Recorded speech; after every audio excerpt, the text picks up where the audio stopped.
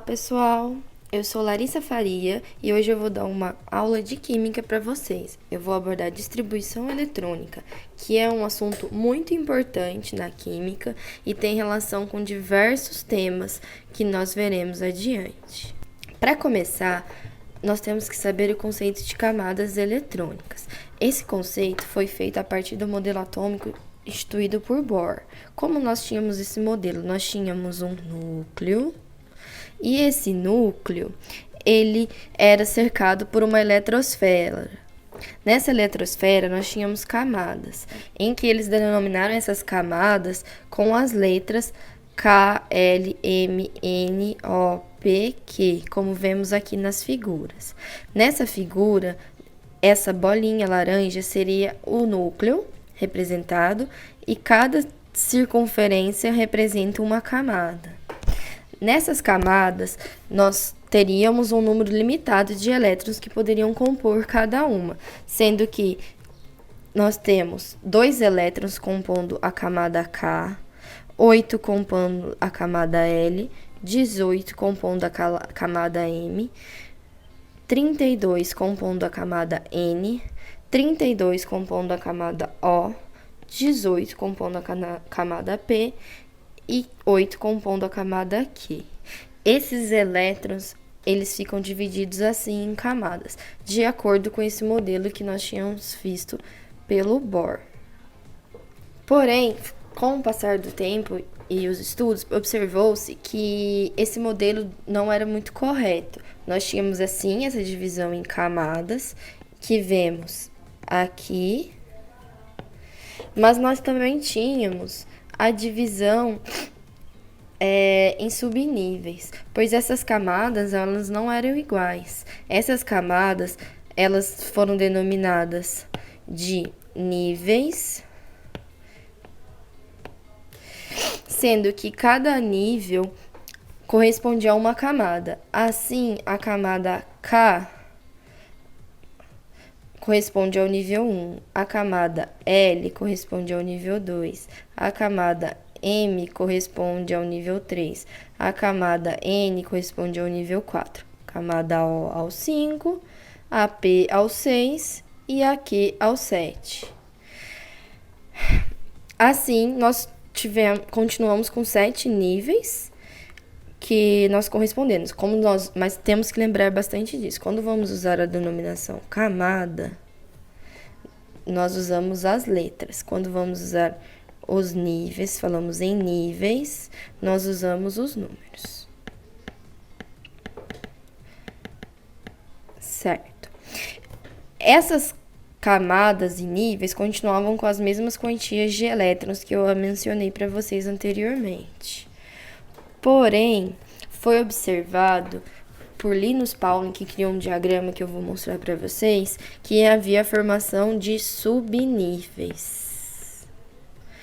Cada subnível era constituído por uma quantidade de elétrons e cada nível tinha um determinado número de subníveis. Parece meio confuso eu falando assim, mas basicamente nós observamos que no nível 1, como nós só podíamos ter 2 elétrons, nós tínhamos o subnível S. No nível 2, como nós tínhamos 8 elétrons, nós observamos que tinham 2 subníveis, o S e o P. E assim por diante foi se desenvolvendo, em que nós chegamos a este diagrama a seguir, em que nós temos aqui os níveis 1, 2, 3, 4, 5, 6 e 7, que correspondem às camadas respectivas. Esses níveis foram divididos assim, que cada um acomodaria uma quantidade de elétrons, certo? Nós tivemos os subníveis S, P, D e F. Isso ocorre de acordo com os átomos que nós conhecemos, dos elementos que nós temos atualmente na tabela periódica. De acordo com esse diagrama, então, nós tínhamos os subníveis. Atualmente temos 4 subníveis, como mencionei, sendo que podemos ter mais no futuro se descobrirmos novos elementos químicos. O subnível, ele vai ter um número limitado de elétrons que ele consegue acomodar. Assim, o subnível S ele consegue acomodar até 2 elétrons, o subnível P até 6 elétrons, o subnível D até 10 elétrons e o subnível F até 14 elétrons. Certo?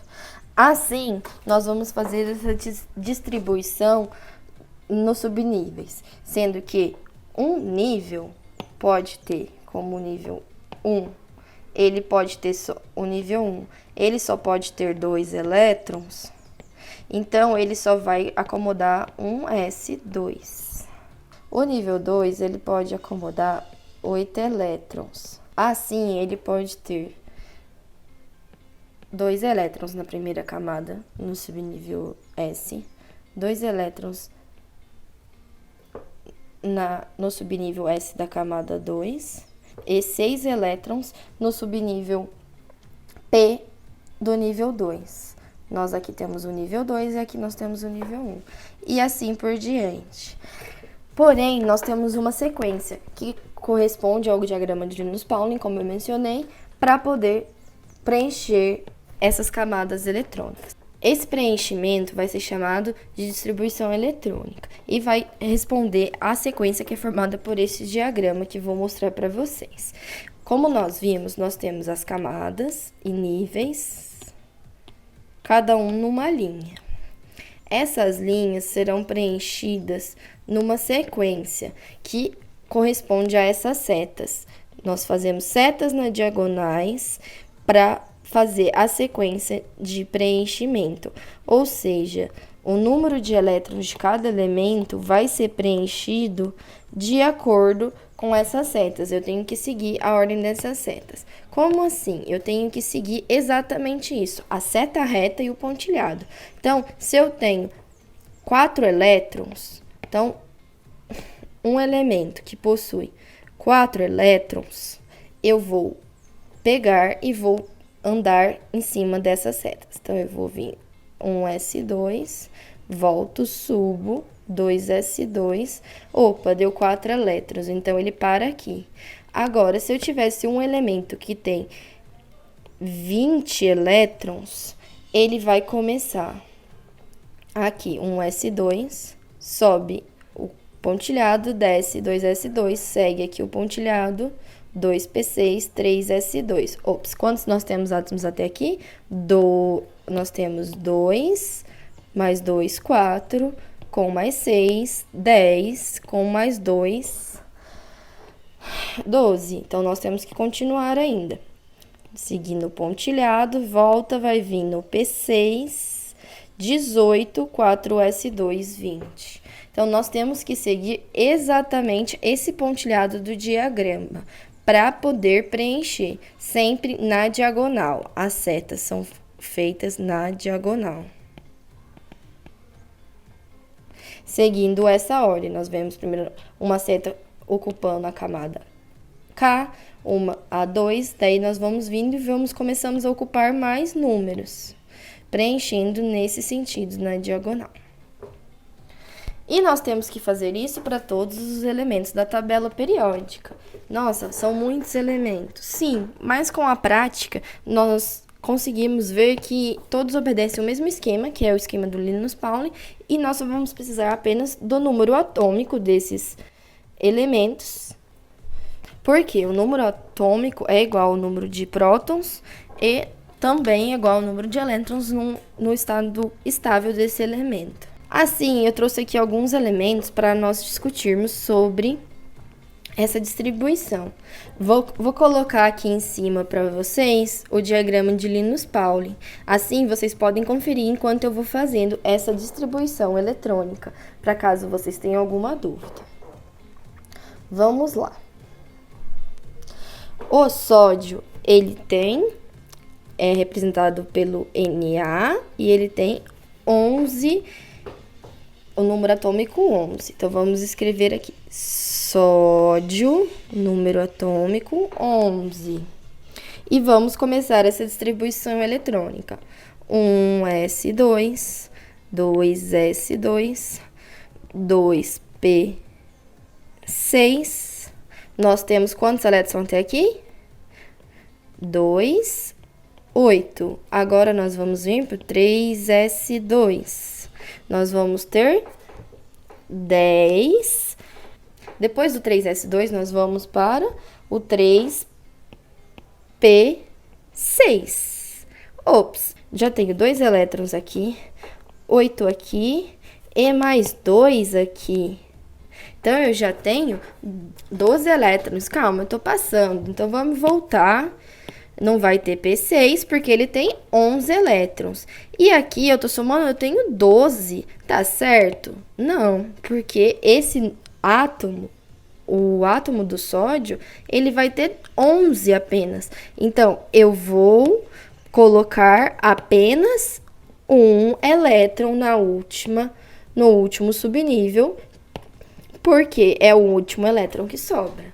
Então, sempre eu vou colocando de acordo com o que vai sobrando. Eu vou preenchendo as camadas à esquerda, sendo que quando eu não conseguir preencher a última camada à direita, eu vou colocar um número menor do que aquela camada pode ocupar. Ela pode ocupar um máximo que representa aqueles números que nós vimos aqui. Estes números são o máximo que ela pode ocupar. Mas a gente pode ocupar menos, como nós vimos ali no caso do sódio. Vamos fazer a distribuição eletrônica para o oxigênio. Oxigênio, número atômico 8. Nós vamos ter, então, primeiro nível, 1s2, 2 elétrons. Segundo nível, 2s2, 2p, já tenho 2 mais 2, 4. Então, eu só vou precisar de mais 4. Aqui eu vou ter 6, formando 8 elétrons, que é o que forma. Então, eu só vou colocar 4 elétrons nessa última camada. Beleza? Vamos para o ferro. Ferro, número atômico 26. Ferro, 26. Vamos ter um S2, 2 elétrons, 2s2, 2p6, 8, nós já temos 10, 3s2, 3p6, 8 elétrons, 4s2, 2 elétrons, 3. Isso mesmo, a gente vai voltar para o 3 depois do 4s2. 3d10. Vamos olhar aqui em cima. Lembra o do Linus Pauling que eu falei para vocês. 1s2, 2. 2s2, 2p6. Então, tá. Somando tudo, nós temos aqui, vamos somar. 10, 18, 20. Se eu colocar 10 aqui na 3d10, eu vou ficar com 30. Então, eu não vou colocar 10. Porque ele só tem 26. Então, eu vou colocar 6 elétrons. E aqui é bem importante isso. Nós não vamos terminar de preencher um nível para começar o outro. Aqui nós observamos isso. Nós vemos que preenchemos o subnível 4s2 antes do subnível 3d10, que pode ser até 10. No caso, ele tem 6 ocupando.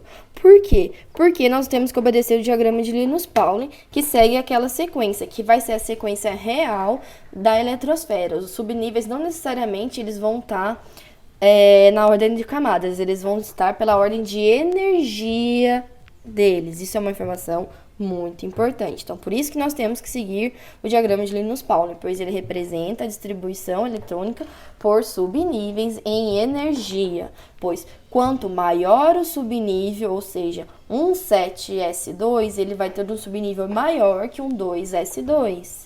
Porque ele é um subnível maior, ele está na camada 7 num subnível S. Os dois estão no subnível S, mas é uma camada maior, então ele está mais externo.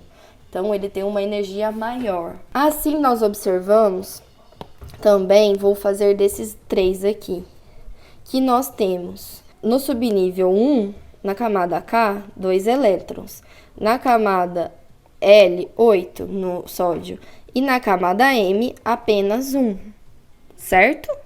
Sendo que no Oxigênio, vamos ter a mesma coisa, de 2 na camada K, e teremos apenas 6 na camada L.